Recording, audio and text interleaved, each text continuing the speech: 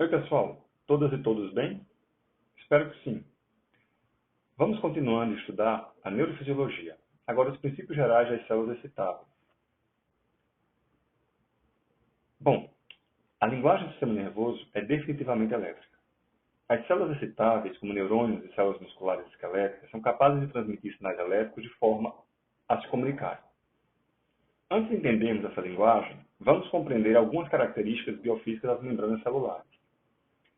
Se utilizarmos um instrumental adequado, como eletrodos e micropipetas, como está mostrado na figura à esquerda, perceberemos que todas as células em condições de repouso apresentam diferença de carga elétrica entre as duas faces da membrana, com o meio intracelular sempre eletronegativo em relação ao meio extracelular. Como a gente pode observar aqui à direita, o meio intracelular eletronegativo, o meio extracelular eletropositivo. No caso de neurônios, esse valor é de mais ou menos menos 90 mV. Esse potencial é denominado potencial de repouso da membrana. Os íons não estão em equilíbrio eletroquímico através da membrana plasmática, embora eles tentem alcançar esse potencial de equilíbrio. Logo, eles fluem a favor do gradiente eletroquímico, ou seja, da concentração e da carga elétrica. O potássio, mais concentrado no meio intracelular, tende a fluir para fora da célula a favor do seu gradiente eletroquímico, enquanto o sódio tende, através do seu gradiente eletroquímico, a fluir para dentro da célula. As correntes de entrada nós chamamos de influxo, e as correntes de saída é fluxo. Como durante o repouso a membrana celular é mais permeável, ou seja, tem maior capacidade de deixar o potássio sair, o que nós chamamos de condutância, ao potássio, este íon terá grande influência no potencial de repouso da célula. Logo, a condutância ao potássio da membrana é determinante para a geração do potencial de repouso da célula. A bomba só de potássio ATPase contribui para a manutenção do gradiente elétrico da membrana, uma vez que esta proteína transporta 3 íons para fora da célula e 2 íons potássios para dentro da célula, gastando ATP. Ou seja, sempre 3 sódios para fora, 2 potássios para dentro, o que mantém uma deficiência de carga positiva no meio intracelular. Por isso encontramos o potencial de membrana sempre eletronegativo no meio intracelular. É claro que nós não podemos esquecer que no meio intracelular, as proteínas com suas cargas negativas também contribuem para o potencial eletronegativo na face citoplasmática.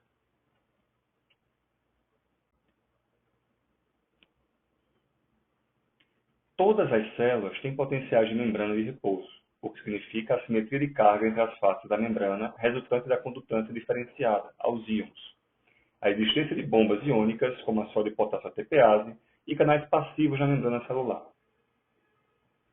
Entretanto, a capacidade de gerar potenciais de ação somente as células excitáveis, isto é, neurônio e músculo. A figura mostra um estímulo elétrico no neurônio e o comportamento celular. Os sinais elétricos podem ocorrer de duas maneiras distintas, através de potenciais graduados e potenciais de ação. Os potenciais graduados são importantes para a sinalização a curta distância, enquanto os potenciais de ação são sinais de longa distância, particularmente importantes nas membranas de células neuronais e musculares. Vejam que ao lado esquerdo da tela, o registro elétrico e neurônio em diferentes segmentos da célula. Olhem que na zona de disparo do neurônio, o potencial elétrico graduado não atinge o limiar, que é normalmente em torno de menos 55 mV. Logo, não gera potencial de ação. O potencial gerador pode receber outros nomes, e geralmente é proporcional ao estímulo. Iremos conhecê-lo como potencial receptor, por exemplo. Ao contrário, no lado direito da tela, quando o fenômeno elétrico atinge o limiar elétrico, é produzido um potencial de ação. Esclarecendo, o potencial graduado é uma alteração elétrica na membrana causada por diferentes estímulos que não alcançam o limiar para disparar o potencial de ação. Podem ser despolarizantes quando a fase interna da membrana fica menos negativa, à direita, mas não inverte a polaridade da membrana, ou podem ser também hiperpolarizantes, à esquerda, quando a face interna da membrana fica mais negativa do que no repouso. Como vocês podem observar, nenhum dos potenciais atinge o limiar elétrico.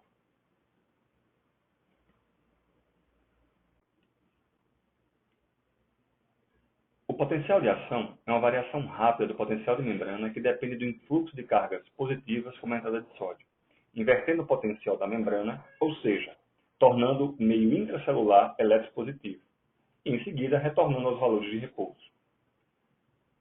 O potencial da membrana pode variar de menos 70 para mais 30 mV, o que significa que a membrana despolarizou.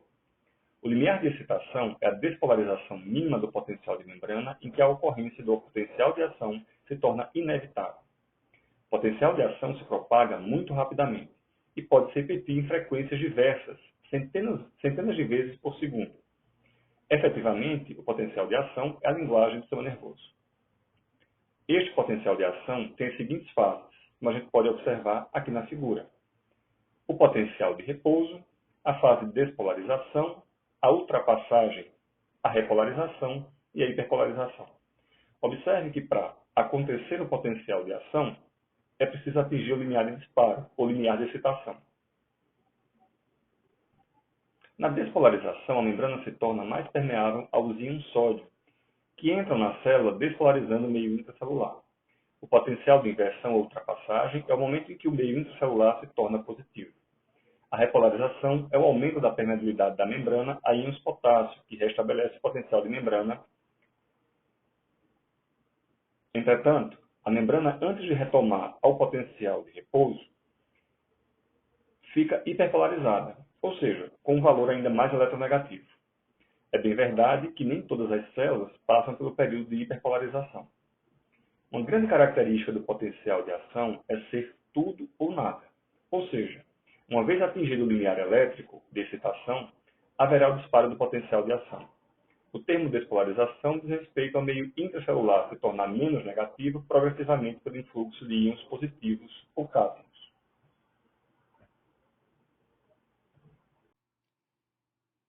Para facilitar a compreensão, lembre-se de que a condutância ao sódio significa o aumento da permeabilidade da membrana ao sódio, ou seja, a membrana deixa fluir através dela este cátion.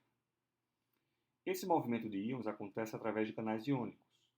A entrada de sódio é a corrente despolarizante, ou seja, capaz de inverter a polaridade elétrica da membrana. Isso ocorre quando a condutância da membrana aumenta para o sódio, o que pode ser visto na figura a linha verde. Já a condutância ao potássio, que significa o aumento da permeabilidade da membrana ao potássio, o que pode ser visto na linha amarela, significa que os íons potássios podem fluir através da membrana. A gente consegue observar que a condutância ao sódio e ao potássio acontece em momentos diferentes. E não esqueçam de que estes canais iônicos são voltagem dependente, ou seja, a sua atividade varia de acordo com o potencial de membrana. As alterações de condutância ao sódio e ao potássio são diferentes. Durante a despolarização, a condutância ao sódio aumenta milhares de vezes, enquanto a condutância ao potássio aumenta cerca de 30 vezes. Durante o estágio final do potencial de ação e por um pequeno período após, que gera uma hiperpolarização transitória da membrana. O potencial de ação tem características que vocês não podem esquecer. Segue o princípio de tudo ou nada, ou seja, uma vez atingido o limiar elétrico, o potencial de ação vai ocorrer sempre com a mesma amplitude e é propagado sem qualquer alteração ao longo da membrana celular, das células excitáveis como neurônios e músculos.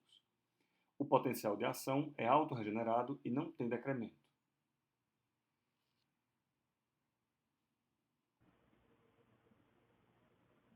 Para entender melhor, olhem bem a figura, que representa os canais voltagem dependentes para sódio e potássio. Nem todos os canais iônicos são voltagem dependentes na membrana celular. Existem canais que são acionados por ligantes, por exemplo.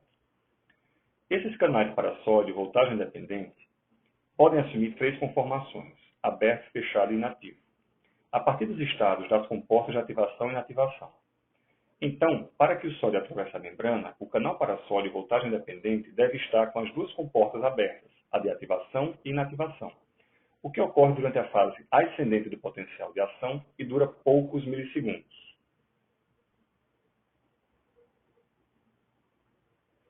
Quando a membrana está no potencial de repouso, o canal está fechado, ou seja, a comporta de ativação está fechada, mas a comporta de inativação está aberta.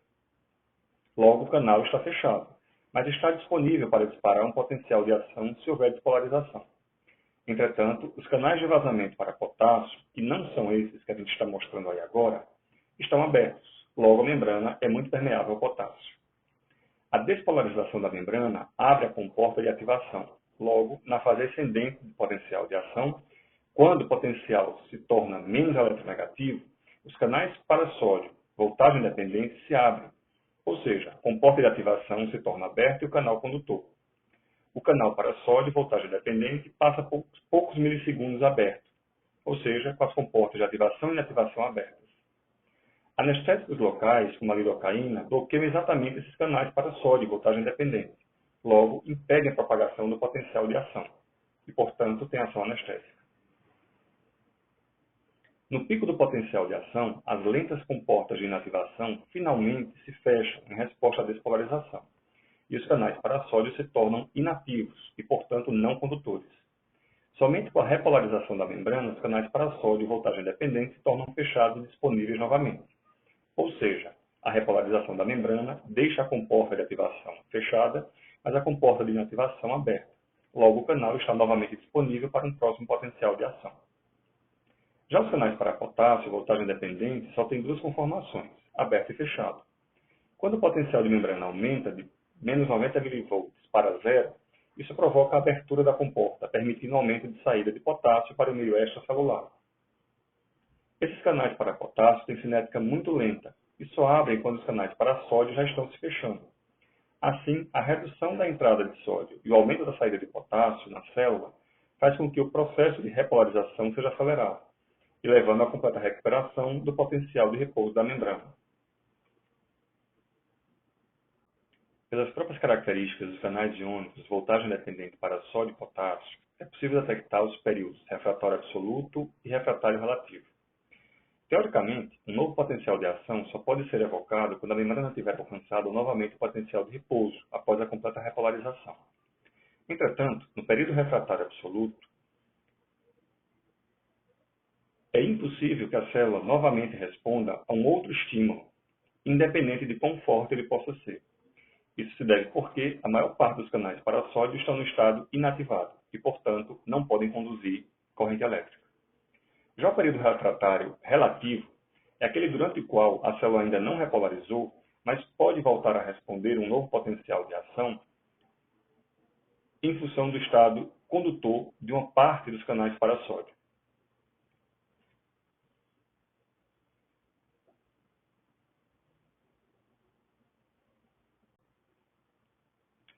A gente aqui pode observar as principais diferenças entre os potenciais graduados e os potenciais de ação.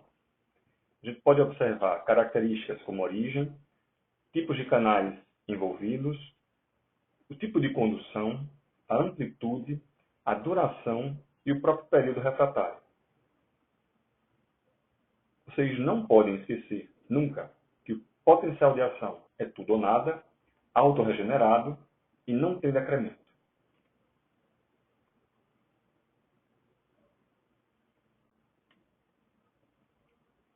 Algumas condições podem modificar a velocidade de propagação do potencial de ação. Vamos conhecer algumas delas. A mielinização é uma condição que acelera a propagação dos potenciais de ação. Tanto que fibras nervosas mielinizadas têm velocidades bem mais elevadas na transmissão do impulso neural quando comparadas a fibras não mielinizadas. Compare a figura da esquerda, onde os neurônios não são mielinizados, que apresentam condução contínua do potencial de ação e, por isso, a velocidade lenta na propagação. Quando você observa os neurônios à direita, que são fibras mielinizadas, se percebe que a condução é do tipo saltatória e muito mais rápida. E ainda, o potencial de ação se autorregenera nos nodos de Ranvier. Outra condição que influencia a velocidade de propagação é o diâmetro da fibra nervosa. Neurônios de maior diâmetro propagam com maior velocidade o potencial de ação em virtude da maior área de superfície. A temperatura também influencia, uma vez que baixas temperaturas reduzem a velocidade de propagação do potencial de ação. Baseado na velocidade de condução do potencial de ação, podemos classificar as fibras nervosas em três tipos diferentes. Fibras do tipo A, axônios largos, mielinizados, possuem períodos refratários absolutos curtos e propagam numa velocidade de 12 a 30 metros por segundo. São comuns os neurônios sensitivos que propagam impulsos de pressão, tato, propriocepção. Os motoneurônios que nervam a musculatura esquelética também são fibras A. Fibras tipo B são axônios menores que os neurônios do tipo A e também são mielinizados. Possuem períodos refratários absolutos um pouco maior do que as fibras do tipo A e propagam potencial de ação na velocidade de 15 metros por segundo. São comuns os neurônios sensitivos que propagam impulsos das vísceras para o encéfalo e a medula espinal. Eles também formam todos os axônios dos neurônios motores autônomos que projetam para do encéfalo e da medula espinal para as estações de transmissão do sistema nervoso autônomo, chamados de gânglios autônomos ou autonômicos. E, por fim, as fibras do tipo C, que são axônios com menor diâmetro, todas não mielinizadas. Possuem períodos refratários absolutos mais longos e propagam potencial de ação numa velocidade de 0,5 a 2 metros por segundo.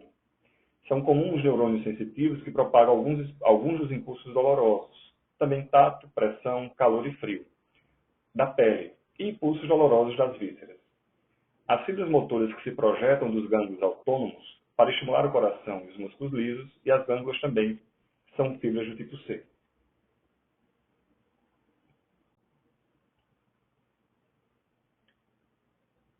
Bom, já entendemos a linguagem e agora vamos entender a comunicação no sistema nervoso. A sinapse é uma região onde ocorre a comunicação entre dois neurônios ou entre um neurônio e uma célula efetora, que pode ser um músculo, uma glândula. A transmissão sináptica significa a passagem da informação entre neurônios ou entre neurônios e uma célula efetora. Quando a gente pensa no sistema nervoso central, há mais de 100 trilhões de sinapses lá. A célula que envia a informação é chamada neurônio pré-sináptico. Já a célula que recebe a informação é chamada célula pós-sináptica. Existem conexões entre os neurônios que podem ser do tipo axodendríticas, quando o contato é entre o terminal axônico de um neurônio e o dendrito de outro. Axo-axônica, quando o contato entre os axônios dos neurônios. E axossomática, quando o contato é entre o axônio de um neurônio e o soma do outro. Além disso, as sinapses podem ser químicas e elétricas. As sinapses elétricas são rápidas, assim como a passagem de potencial de ação de uma célula para outra. As sinapses químicas são mais numerosas do que as elétricas e predominam no sistema nervoso de mamíferos, como nós humanos. Uma característica que as distingue entre si é que a sinapse química utiliza moléculas químicas para a comunicação, as quais conheceremos como neurotransmissores. Bom, a gente pode observar aqui à esquerda uma sinapse elétrica e à direita uma sinapse química, que tem características de comunicação semelhantes, mas de funcionamento diverso. A gente já sabe que a sinapse envolve pelo menos duas células: a célula pré-sináptica e a célula pós-sináptica. Há diferenças importantes entre as sinapses elétricas e químicas que a gente vai conhecer. Na sinapse elétrica, aqui representada à esquerda, as membranas plasmáticas das células pré- e pós-sinápticas são unidas por junções comunicantes. Essas junções permitem que as correntes elétricas resultantes da chegada do potencial de ação fluam diretamente pela junção através dos canais que conectam um neurônio a outro. Normalmente, a velocidade da transmissão do impulso neural neste tipo de sinapse é muito rápida. Já à direita, na sinapse química, o neurônio pré-sináptico, a partir do potencial de ação, libera moléculas químicas que chamaremos de neurotransmissores, que estão contidos nas vesículas sinápticas diretamente na fenda sináptica. Esse neurotransmissor pode ser excitatório ou inibitório para a célula pós-sináptica. Uma outra observação importante é que não há um contato direto entre essas duas células, pré- e pós-sinápticas, já que existe uma fenda sináptica entre elas, que é a região na qual os neurotransmissores são liberados.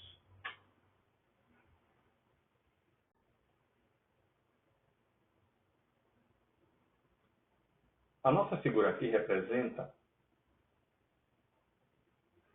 a sinapse química, na qual não há contato direto, como acabamos de falar. Ao contrário, quando o neurônio pré-sináptico é ativado, ele liberará na fenda sináptica a molécula química que nós chamaremos como neurotransmissor. Essa fenda sináptica tem aproximadamente 20 nanômetros. A sequência de eventos na sinapse química é a seguinte: o potencial de ação na célula pré-sináptica leva à abertura de canais para cálcio e voltagem dependente. A entrada de cálcio no terminal pré-sináptico libera por exocitose o neurotransmissor armazenado nas vesículas sinápticas do terminal pré-sináptico. Uma vez liberado na fenda sináptica, o neurotransmissor se ligará ao seu receptor na célula pós-sináptica, promovendo o efeito biológico. A gente pode observar a diversidade de neurotransmissores na lista aqui à direita, como aspartato, glicina, noradrenalina, serotonina, entre outros. Aqui a gente pode observar a estrutura química de alguns neurotransmissores, que podem agir em receptores específicos na célula pós-sináptica, causando excitação ou inibição do neurônio pós-sináptico.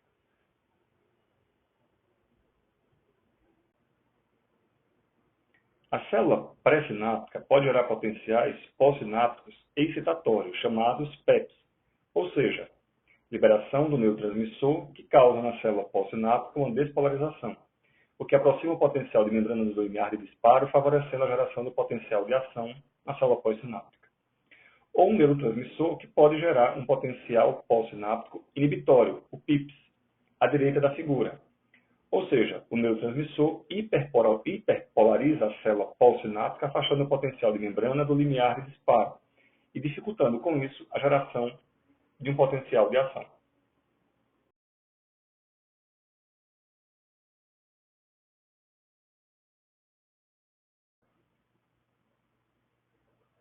Os potenciais gerados, PEPs e PIPs, lembrando a vocês, potenciais excitatórios pós-sinápticos, PEPs, e potenciais inibitórios pós-sinápticos, PIPs, geram pequenos potenciais nas células pós-sinápticas, como a gente pode observar na figura A.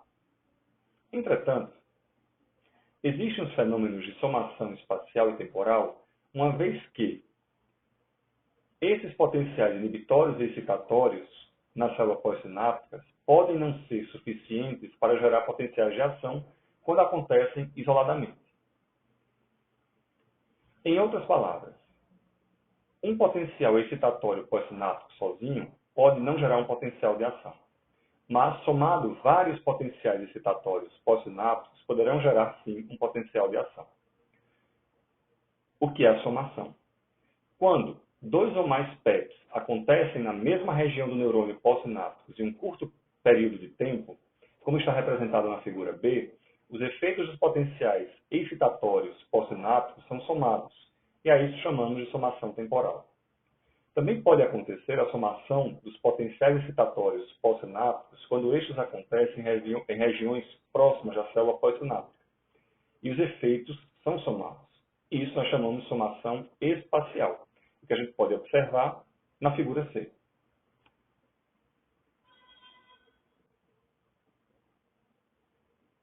Bom, e aqui estão as nossas questões de construindo o conhecimento. Vocês devem fazer, podem interagir nos canais disponíveis para solucionar suas dúvidas e qualquer dificuldade. Nós estamos à inteira disposição. Bons estudos, um abraço e até breve.